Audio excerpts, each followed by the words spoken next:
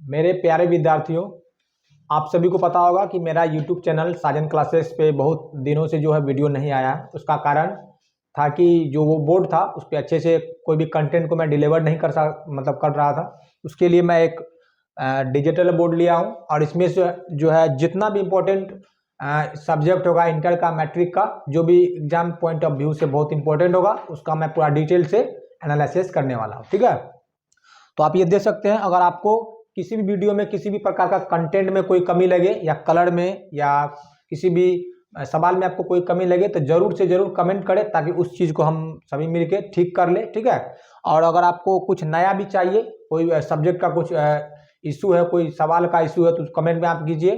अगर जो भी सवाल में आपको दिक्कत हो उसका भी कमेंट कीजिए, सबका सोल्यूशन मैं देने वाला हूँ। ठीक है, तो आज जो मैं सबसे पहले हिस्ट्री का, इतिहास का, मतलब जो भी इंपॉर्टेंट सवाल है प्रीवियस ईयर का, उसमें से जो सबसे रिपीटेड सवाल है उसको मैं लेने वाला हूँ। 25 सवाल इसका सीरीज चलेगा, 100, 200 या 300 सवाल होगा, उसी के अंदर आपका पूरा हिस्ट्री जो है कवर हो जाएगा। ठीक है, उसके बाद मैं नेक्स्ट दिन जो अगले दिन जो है मैं इंग्लिश का लेके आऊँगा। इसी तरह से नेक्स्ट मतलब हर एक दिन जो है आपके लिए एक नया नया वीडियो आते रहेगा। ठीक है, अगर आपको कुछ एक्स्ट्रा चाहिए तो उसके लिए भी आप कमेंट में हमको जरूर करें कि हमको ये चाहिए, मैं उसको भी कोशिश करूँगा अच्छे से डिलीवर करके आप तक पहुँचा दूँ। ठीक है, तो आइए ज़्यादा बात नहीं करते हुए मैं डायरेक्ट अपना पॉइंट पर आता हूँ। ठीक है, तो मेरा पहला सवाल है, ये देखिए कितना बार पूछा है, ये 2014, 2015, 2016 लगातार पूछा हुआ सवाल है, बहुत इंपॉर्टेंट सवाल है कि सिंधु सभ्यता का कौन सा स्थल को मृतकों का टीला कहा जाता है। ये जो आप देख रहे हैं मृतकों का टीला, इसका मतलब क्या कि सिंधु घाटी सभ्यता में ऐसा स्थान है जिसको कि मृतकों का टीला कहा जाता था। उसका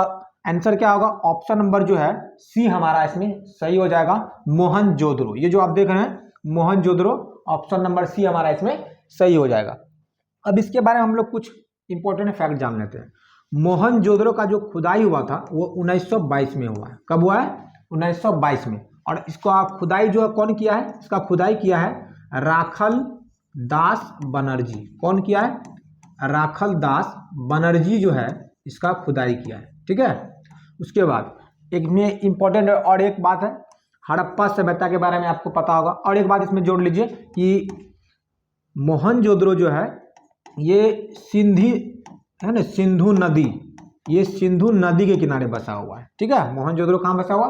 सिंधु नदी। ये भी सवाल आता है कि मोहनजोदड़ो किस नदी के किनारे बसा हुआ है। तो एक सवाल से आप 3 सवाल अच्छा से याद कर लीजिए कि 1922 में इसकी खुदाई हुई थी, राखल दास बनर्जी ने किया था और सिंधु नदी के किनारे बसा हुआ है ये सभ्यता। ठीक है, उसके बाद हड़प्पा सभ्यता के बारे में जान लेते हैं। इसका जो है 1921 में खुदाई हुई थी। कौन किया था? इसका नाम था दयाराम साहनी। क्या नाम था?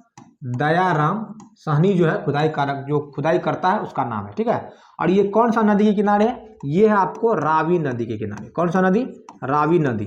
ये भी बहुत इंपॉर्टेंट क्वेश्चन है, ये भी बहुत बार पूछा है। तो आपको 2 चीज जानने के लिए यहाँ पर है कि मोहनजोदड़ो का खुदाई कब हुआ और किसने किया, किस नदी किनारे बसा हुआ है। उसके बाद हड़प्पा सभ्यता में भी इसका ईस्वी क्या है, कौन किया है, और उसके बाद कौन सा नदी है। ठीक है, ये चीज आपको मेन इंपॉर्टेंट है, याद रखना। और एक काजीरंगा है। ठीक है, ये जो राष्ट्रीय उद्यान है, ठीक है, ये काजीरंगा क्या है? एक राष्ट्रीय उद्यान है जो कि असम में पड़ता है। कहाँ पड़ता है? असम में। ये भी आपको अगर याद रखना है तो एक फैक्ट के तौर पर आप इसको याद करके रख सकते हैं। ठीक है, आते हैं हम लोग नेक्स्ट सवाल जो है हमारा अगला सवाल।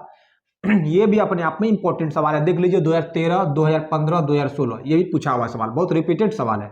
भारतीय पुरातत्व का पिता किसे कहा जाता है? ठीक है, इसका ऑप्शन होगा ऑप्शन नंबर ए जो है ये हमारा सही हो जाएगा। किसे कहा जाता है? कनिंघम को कहा जाता है। ठीक है, आते हैं अगले नेक्स्ट सवाल पर। हमारा अगला सवाल है सिंधु वासी जो है कौन सी धातु का प्रयोग जो है यूज जो नहीं कर पाया था। तो हमको पता है कि तांबा का यूज वो कर रहा था, वो भी तांबा का जितना भी औजार है उसका यूज हो रहा था, सोना का भी यूज हो रहा था, कांसा का भी कर रहा था, लोहा जो है इसका यूज उसके बारे में इसको पता नहीं था। ठीक है, सिंधु घाटी का जो भी लोग है उसको लोहा के बारे में पता नहीं था, तो ये उसके मतलब क्या बोलते उसका यूज नहीं कर पाया था। ऑप्शन नंबर बी हमारा इसमें सही हो जाएगा। ठीक है, उसके बाद आते हैं हम लोग नेक्स्ट सवाल पर।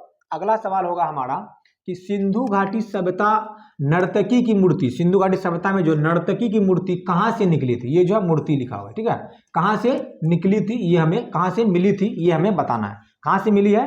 तो नर्तकी की मूर्ति, ये ऑप्शन नंबर जो है ए हो जाएगा, मोहनजोदड़ो से हमको ये मिला था। ठीक है, और इसके बारे में जो फैक्ट था वो हम बता ही दिए हैं, जो इंपॉर्टेंट बात है, तो आपको इसको भी देख लेना है, बहुत इंपॉर्टेंट सवाल है। ठीक है, उसके बाद आते हैं हम लोग नेक्स्ट सवाल पर।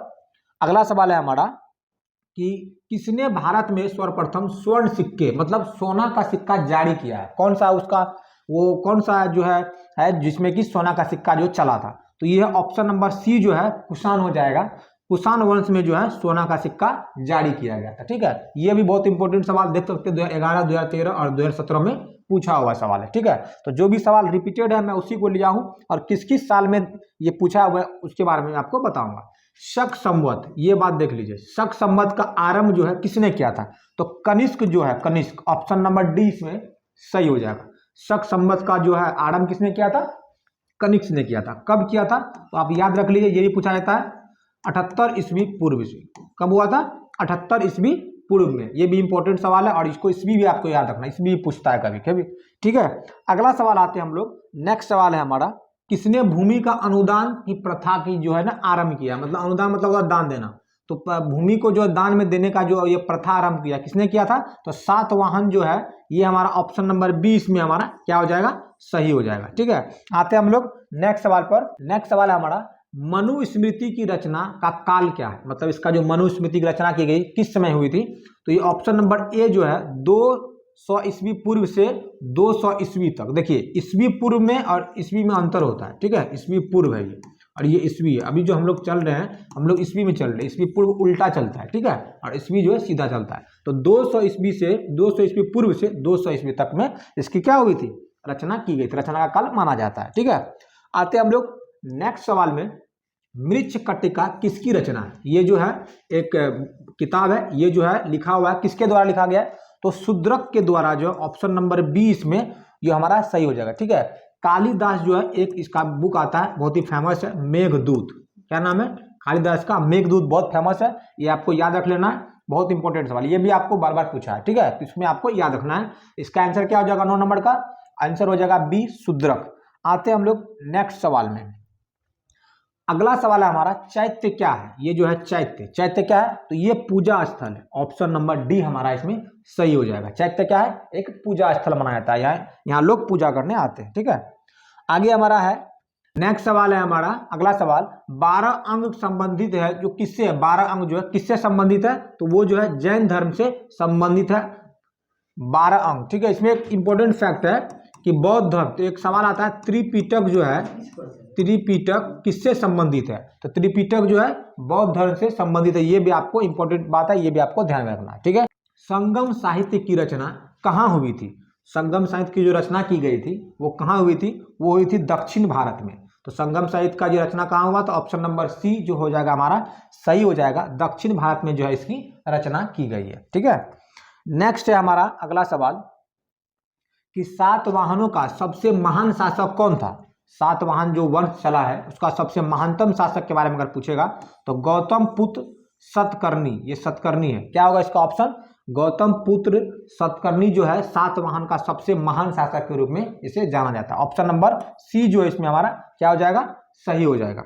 उसके बाद आते हैं हम लोग नेक्स्ट सवाल लेकर, अगला सवाल है हमारा, अकबरनामा की रचना किसने की है, ये सवाल भी बहुत इंपॉर्टेंट है, देख लीजिए 2014, 2016, 2017 में पूछा हुआ है, अकबरनामा की रचना किसने की है, तो अकबरनामा की रचना की है अबुल फजल। ठीक है, और एक और लिखा है आईने अकबरी की भी रचना की है, आईने अकबरी, इसकी भी रचना कौन किया, ये अबुल फजल किया। ठीक है, इसमें इब्न बतूता, एक सवाल आता है, इब्न बतूता जो है किस देश का निवासी है, तो मोरक्को जो है इसका सही जवाब हो जाएगा, मोरक्को, ये सवाल ही पूछा हुआ है। ठीक है, कि इब्न बतूता जो है किस देश का निवासी है।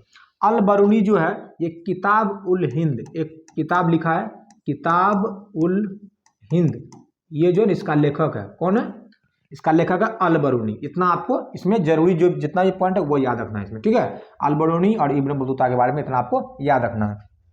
उसके बाद आते हैं हम लोग नेक्स्ट सवाल पर कि अकबर का वित्त मंत्री कौन था, वित्त मंत्री मतलब फाइनेंस मिनिस्टर पहले के टाइम में, तो अकबर का जो वित्त मंत्री कौन था, तो टोडरमल, ऑप्शन नंबर सी जो है ये हमारा सही हो जाएगा।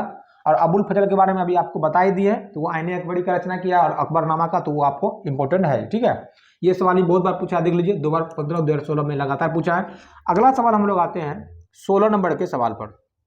16 नंबर में है मुगल कालीन चित्रकला जो है किसके काल में चरमोत्कर्ष, मतलब होता है कि सबसे ज़्यादा जो है चित्रकला का बढ़ावा जो है कौन दिया है? तो आपको पता होगा जहांगीर जो है, ऑप्शन नंबर सी जो है, इसके समय में जो है बहुत ज़्यादा जो चित्रकारी की गई थी, बहुत ज़्यादा, और इसके समय में ही जो है चित्रकला को जो है बहुत ज़्यादा तवज्जो दिया गया था, बहुत ज़्यादा इसका मान बढ़ा है, ठीक है। और इसमें जो अकबर के बारे में एक याद रखें कि दिन ए इलाही जो एक धर्म चला था, दिन ए इलाही, दिन ए इलाही एक धर्म जो चला था वो कौन चलाया था? अकबर ने चलाया था, ठीक है। ये भी आपको याद रखना है। आते हैं हम लोग नेक्स्ट सवाल पर। अगला सवाल है हमारा कि लाडली बेगम जो है किसकी पुत्री थी? ये ऑप्शन नंबर हमारा ए जो इसमें सही हो जाएगा, नूरजहां, ठीक है। ऑप्शन नंबर ए इसमें क्या हो जाएगा? सही हो जाएगा। लाडली बेगम किसकी पुत्री है? नूरजहां की पुत्री है। अगला हमारा नेक्स्ट सवाल है, नेक्स्ट सवाल हमारा तेनालीराम का संबंध जो है किस राजवंश से है? मतलब तेनालीराम का ऐसा कौन सा इसमें से वंश जो है, काल जो है, राजवंश है जिसमें कि तेनालीराम भी उसमें संबंधित था? तो विजयनगर साम्राज्य, कृष्णदेव राय के टाइम में जो है तेनालीराम का जो है संबंध उसी राजवंश से जुड़ा हुआ था। ऑप्शन नंबर ए इसमें हमारा क्या हो जाएगा? सही हो जाएगा। आते हैं हम लोग नेक्स्ट सवाल पर। अगला सवाल हमारा है, अगला सवाल है हमारा वल्लभाचार्य का जन्म जो है कहाँ हुआ था? इसमें जो ऑप्शन नंबर इसमें सी, वाराणसी जो है इसमें सही आंसर हो जाएगा। वल्लभाचार्य का जन्म कहाँ हुआ था? वाराणसी में हुआ था, ठीक है। उसके बाद जो थोड़ा सा यहाँ प्रिंट मिस्टेक है वहाँ 2023 था, ठीक है, वो आप देख लीजिएगा, थोड़ा सा मिस्टेक हो गया टाइपिंग में, और टाइपिंग एरर है। उसके बाद आते हैं हम लोग थोड़ा अपना नेक्स्ट सवाल लेकर। अगला सवाल है हमारा बंगाल के प्रसिद्ध संत कौन है? बंगाल के प्रसिद्ध संत, तो ऑप्शन नंबर ए जो है इसमें हमारा चैतन्य महाप्रभु, ठीक है, चैतन्य महाप्रभु जो है हमारा इसमें सही आंसर हो जाएगा। अगला सवाल, नेक्स्ट सवाल है हमारा, दिल्ली में जो चांदनी चौक का जो निर्माण करवाया है ना, इसको थोड़ा सा गौर से देखना है। दिल्ली में चांदनी चौक का निर्माण किसने कराया? अगर पूछा जाएगा डिजाइन कौन दिया है तो अलग बात है, ये पूछ रहा है निर्माण। जब निर्माण बोलेगा तो निर्माण में इसका हो जाएगा आपको जहां आड़ा, ऑप्शन ए जो इसका सही हो जाएगा। निर्माण में, सॉरी, इसका निर्माण में आपका हो जाएगा शाहजहां। निर्माण में जो है, निर्माण अगर बोला जाए तो निर्माण में क्या हो जाएगा? शाहजहां, शाहजहां हो जाएगा निर्माण में। लेकिन जहां आरा जो इसकी जो पुत्री है वो क्या दिया था? वो डिजाइन तैयार करके दिया था, वो जो है डिजाइन तैयार करके दिया था कि चांदनी चौक का जो निर्माण किया जाएगा किस डिजाइन पर किया जाएगा, तो उसमें ऑप्शन नंबर ए जो है डिजाइन तैयार किया था। लेकिन अगर निर्माण के बारे में पूछा जाएगा तो ऑप्शन नंबर डी, शाहजहां जो है निर्माण करता है, इसलिए इसमें निर्माण का आंसर हो जाएगा, ठीक है। आते हैं हम लोग अगला नेक्स्ट सवाल पर। हमारा नेक्स्ट सवाल है भारत का जो अंतिम मुगल सम्राट था, मतलब मुगल वंश से संबंधित सबसे अंतिम जो मुगल सम्राट है वो कौन है? वो है हमारा option number Bahadur Shah Zafar, D जो है इसी में हमारा में सबसे इंपॉर्टेंट। ये सवाल ही बहुत बार पूछा गया, कंपटीशन लेवल पर भी ये सवाल बहुत बार आया है, ठीक है। तो इसमें जो पूछा भारत का अंतिम मुगल सम्राट कौन था, तो बहादुर शाह जफर जो है ये हमारा सही आंसर हो जाएगा, ठीक है। उसके बाद आते हैं एक और, इसमें एक इंपॉर्टेंट बात जान लीजिए, औरंगजेब की मृत्यु के बारे में पूछता है कि औरंगजेब की मृत्यु कब हुई थी? तो 1707 ईस्वी में औरंगजेब की मृत्यु हुई थी, ठीक है। ऑप्शन नंबर जो है बी के बारे में आपको याद रखना है थोड़ा सा, ठीक। उसके बाद है हमारा अगला सवाल कि गोपुरम से आप क्या समझते हैं? गोपुरम जो है इससे आप क्या समझते हैं? तो ये जो है मंदिर का प्रवेश द्वार हुआ करता था, ठीक है। विजयनगर साम्राज्य में जो गोपुरम जो होता था ना, वो मंदिर का प्रवेश द्वार होता है, जहाँ से एंट्री गेट होता है, ठीक है, उसी को हम लोग क्या बोलते हैं? गोपुरम बोला जाता था। उसके बाद नेक्स्ट सवाल है हमारा सुल्तान उल हिंद किसे कहा जाता है? सुल्तान उल हिंद, तो ये आपको हो जाएगा शेख मुहिउद्दीन चिश्ती, ठीक है। ऑप्शन नंबर ए जो है इसमें हमारा सही हो जाएगा। शेख मुहिउद्दीन चिश्ती जो है इसी को बोला जाता है सुल्तान उल हिंद, ठीक है। ऑप्शन नंबर ए इसमें हमारा सही हो जाएगा। हमारा नेक्स्ट और लास्ट सवाल है यात्रियों का राजकुमार किसे कहा जाता है? ये भी सवाल बहुत इंपॉर्टेंट है, 2021-2025 लगातार ये पूछा गया है। तो इसमें जो यात्रियों का राजकुमार किसे कहा जाता है? हेंगसांग को। ऑप्शन नंबर बी जो है इसमें हमारा सही हो जाएगा, हेंगसांग, ठीक है। उसके बाद फाहियान जो है ना, ये आपको चीनी यात्री था, ये सवाल भी पूछा जाता है और बहुत बार पूछा है। चीनी यात्री है, कौन सा यात्री है? ये चीनी यात्री है। हेंगसांग कौन सी यात्री है? चीनी यात्री। और अल-बरूनी के बारे में बता दिया आपको कि अल-बरूनी जो है किताब लिखा है, उसका नाम क्या है? किताब उल हिंद। क्या नाम है? किताब उल हिंद। और इब्न बतूता के बारे में बता चुके हैं कि ये जो है मोरक्को का जो है ना, ये निवासी है, पूछा जाता है कि इब्न बतूता कहाँ का निवासी है, तो मोरक्को का। तो इतना जो आपको 25 सवाल है ये अपने आप में इम्पोर्टेंट है, और कल जो है मैं इंग्लिश का 25 सवाल और अपने आप में इम्पोर्टेंट सवाल होगा, ठीक है, वो मैं लेके आऊँगा। अगर आपको ये वीडियो अच्छा लगा, कहीं कुछ कमी है तो जरूर कमेंट करें, ताकि मैं और अपने वीडियो को अच्छा कर सकूँ। इतना ही कहकर मैं इस वीडियो को समाप्त करता हूँ। ओके।